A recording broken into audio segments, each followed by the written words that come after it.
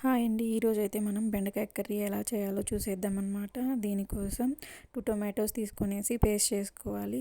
Onions ఇలా cut చేసుకొని పెట్టుకోవాలన్నమాట. 1 ఆనియన్. తర్వాత బెండకాయలు కట్ చేసుకొని పెట్టుకోవాలి. కొంచెం ఆయిల్ వేసి పెనంలో జీలకర్ర వేసేసి ఆ తర్వాత ఆనియన్స్ వేయాలన్నమాట. ఆనియన్స్ బాగా వేగిన తర్వాత అల్లం పేస్ట్ వేసి బాగా కలపాలి. దాని తర్వాత టొమాటో పేస్ట్ వేసేయాలన్నమాట.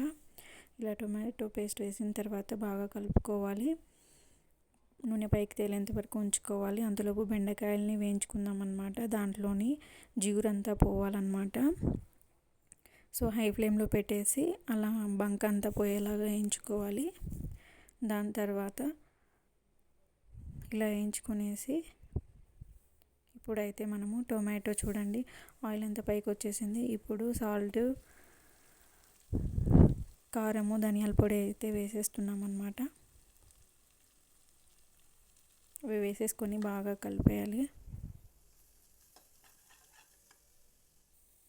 2 మినిట్స్ తర్వాత బెండకాయలు మనం వేయించుకున్న బెండకాయలు అయితే వేసేసేయాలి. దీంట్లో నీళ్లు పోయిన అవసరం లేదనమాట. దాంట్లో ఉండే ఆయిల్తోనే ఇది బాగా ఉడికేస్తుంది. లో ఫ్లేమ్లో పెట్టేసుకొనేసి ఇలా ఒక 10 మినిట్స్ పెడితే ఇలా అవుతుందన్నమాట. మీరు కూడా ట్రై చేయండి. నచ్చితే లైక్ చేసి షేర్ చేసి సబ్స్క్రైబ్ చేయండి.